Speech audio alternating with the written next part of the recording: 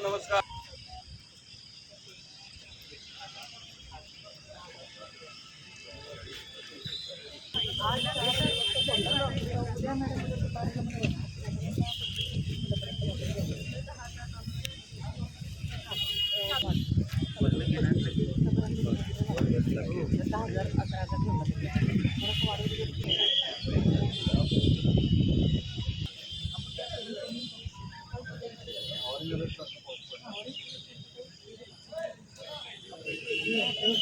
Okay, आज ठेवणार आहे.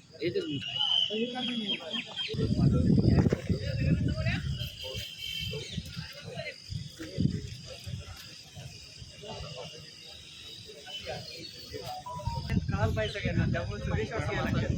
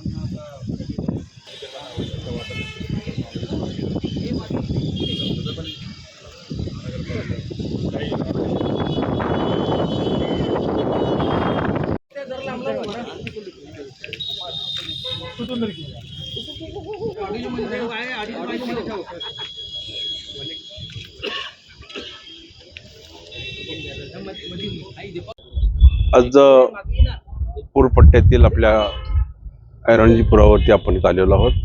आज इथली आपण परिस्थिती पाहण्यासाठी कलेक्टर असतील, सीओ असतील, SP असतील, आयुक्त असतील, सर्वजण आपल्या उपस्थित राहिलेलो आहोत.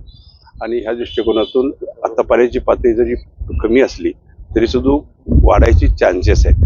कारण कोयनेमध्ये रात्री पाऊस खूप झालेला आहे. 7 TMC पाणी वरून सोडतील दुपारी 4 वाजता. ते पाणी यायला आपल्याला 24 तास लागतील त्याला. पण ते जर पाणी आलं तर पातळी वाढायचे चान्सेस आहेत. त्यामुळं प्रशासनानं सज्ज राहावं अशा आम्ही आदेश केलेले.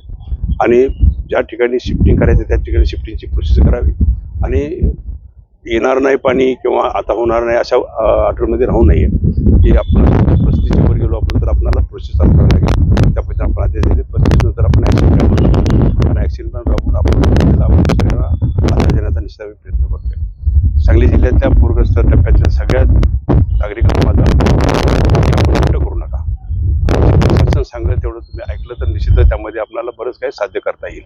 आपण हट्ट केला बसलं तर परत प्रशासनालाही त्रास होतो, तुम्हालाही त्रास होतो.